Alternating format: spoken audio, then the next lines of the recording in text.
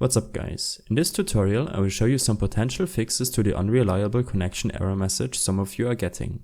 This will be quite an easy tutorial to follow, but if you still have any questions then leave a comment and I will get back to you. First of all, close CSGO and Steam.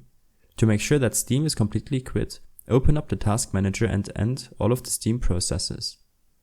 Now that this is done, open up Steam as an admin by right-clicking on the shortcut and selecting Run as Administrator. In the meantime, open up your command prompt by searching cmd. Here you want to type ipconfig /flushdns to flush and reset the content of the DNS resolver cache. Next, type ipconfig /release to disconnect your internet connection and ipconfig /renew to reconnect it. You can copy everything from the description below. Now, you can try to join a VAC secured server again.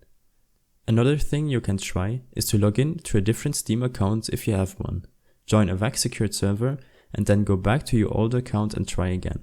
This might work too. If nothing helped, then you might want to reset your internet router. Thank you guys for watching and see you in the next one.